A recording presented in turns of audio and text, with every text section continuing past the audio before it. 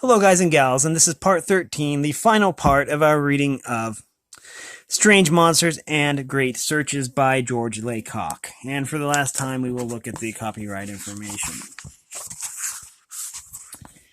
This book is copyright 1973 by George Laycock, all rights reserved, published in large print by arrangement with Doubleday and Company, set in Photon 18-point Helvetica medium. We'll be reading Chapter 13, Hiding Places for Strange Creatures. This is a very short chapter, I think. But, let's get started. Here we go. Hiding Places for Strange Creatures. These are difficult days for monsters. People are almost everywhere, and people never let a monster rest. The person who catches a fleeting glimpse of a monster spreads the story like the wind. From then on, people watch every pile of rocks, patch of brush, or hole in the hillside. Under these circumstances, what chance does a monster have to find privacy? This may be why so many monsters come out only at night. Some months ago, a monster reported in the vicinity of Fort Lauderdale, Florida, made a mistake. It is said to have attacked a human. Florida, of course, has its share of monsters, but his one was something entirely new. I think that should be this one. It appeared one dark night at a drive-in movie. Okay, this is odd. I'm intrigued. 72. A young man attending the movie wandered away from his car. Something came up and belted him a good one, and he was knocked out colder than a popsicle.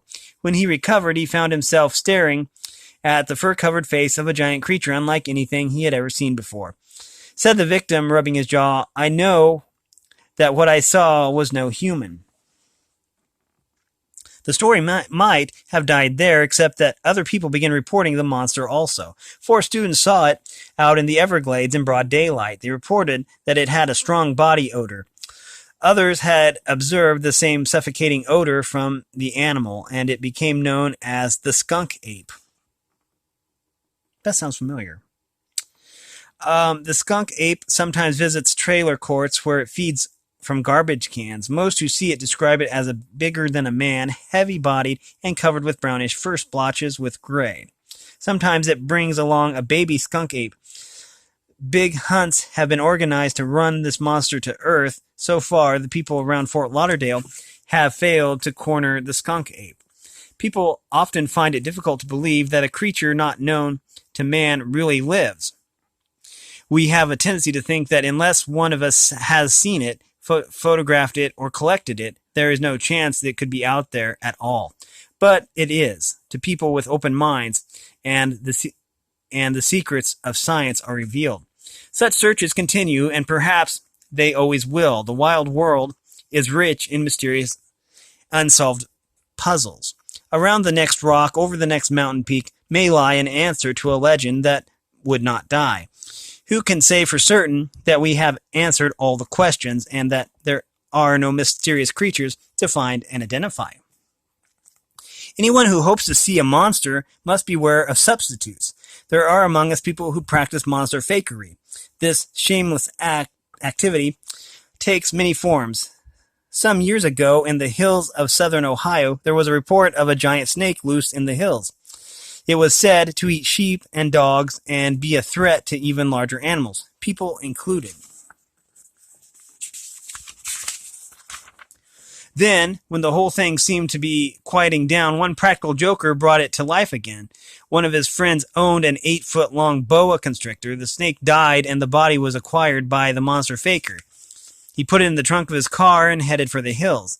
There, hidden by the night, he stretched the snake across a country road. He ran his car over it a few times, then fled the scene of his act and waited to see what happened. 3 months later, 75 miles from the scene, he heard about giant snakes being discovered in the neighborhood where he left the corpse. They found a whole cave full of them, he was told, and the littlest one was 11 feet long. Still other monster fakers fashion monster feet out of whatever materials are available. Using these phony feet, they leave a trail of giant tracks in snow and mud. Such fakes are easily detected, however. The person responsible wants attention, or he would not create a monster story in the first place. He cannot long resist the temptation to claim credit for his cleverness. The more such tracks there are, the quicker they can be identified as fake by a skilled outdoorsman.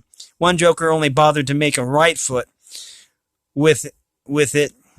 He laid a trail of tracks in the fresh snow outside his hometown. People were worried until someone explained that even a monster would not go hopping around on one foot. Serious monster hunters take such jokes in stride. They continue to explore the wild corners of the earth in search of truth. Such searches have broadened our knowledge and revealed the presence of giant squid, Komodo dragons, and other monsters with which we share the world. What about Bigfoot, the Loch Ness Monster, and a host of others? Tomorrow or the next day, maybe, bring exciting new clues concerning these as well as monsters we have not yet heard about. The great monster search will go on. And that's that. That concludes our reading of Strange Monsters and Great Searches by George Laycock.